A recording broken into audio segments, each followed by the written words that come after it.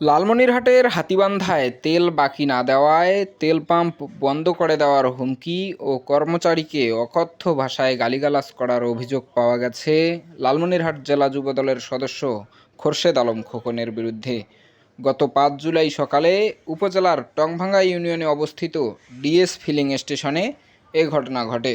অভিযুক্ত খোরশেদ আলম খোকন উপজেলার টংভাঙ্গা ইউনিয়নের পশ্চিম বেজগ্রাম এলাকার আজাবউদ্দিনের ছেলে। এছাড়াও তিনি লালমনিরহাট জেলা যুবদলের আহ্বায়ক কমিটির সদস্য। একটি সিসি ক্যামেরার ফুটেজে দেখা গেছে গত ৫ জুলাই সকালে ডিএস ফিলিং স্টেশনে তেল নিতে ২টি ট্রাক্টর পাঠান যুবদল নেতা খোকন। বাকিতে তেল দিতে অস্বীকৃতি প্রকাশ করেন কর্তৃপক্ষ। তৎক্ষণাৎ পাম্পের কর্মচারী ও ট্রাক্টর চালকদের মধ্যে বাকবিতণ্ডা সৃষ্টি হলে সেখান থেকে টাকা না দিয়েই চলে যান চালকরা। খবর পেয়ে ক্ষিপ্ত হয়ে ট্রাক্টর মালিক যুবদল নেতা খোরশেদ আলম খোকন সেই পাম্পে গিয়ে পাম্প বন্ধ করে দেওয়ার হুমকি দেন। হাতীবান্ধা উপজেলার সিঙ্গিমারি ইউনিয়নের চেয়ারম্যান মনোয়ার হোসেন দুলুর পরিচালনায় সেই ফিলিং স্টেশনটি বর্তমানে কন্ট্রাক্টে নিয়েছেন ওই এলাকার মানুষ। সেই সময়ের একটি সিসিটিভি ফুটেজ সামাজিক যোগাযোগ মাধ্যমে ভাইরাল হয়েছে।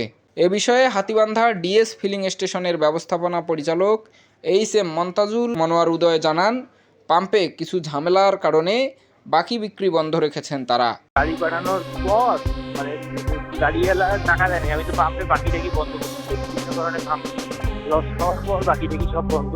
তো ওই ছেলেগুলো বাকি দিতে চায় নাই, তো উনি আবার পরে এসে আবার ওই ছেলেগুলোকে গাড়িওয়ালা করছে আর কি। ওইগুলো হুমকি পাম্প বন্ধ করে দিব হেঁটে করে হুমকি দেওয়ার।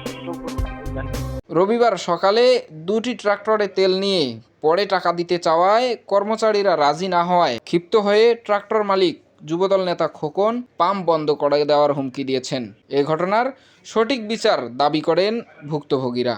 এ বিষয়ে অভিযুক্ত লালমনিরহাট জেলা যুবদলের আহ্বায়ক কমিটির সদস্য খোরশেদ আলমের সাথে একাধিকবার চেষ্টার পর তিনি ফোন রিসিভ করে শুধুমাত্র পাম্পের বিষয়টি মালিকের সঙ্গে মীমাংসা হয়েছে বলে ফোন কেটে দেন।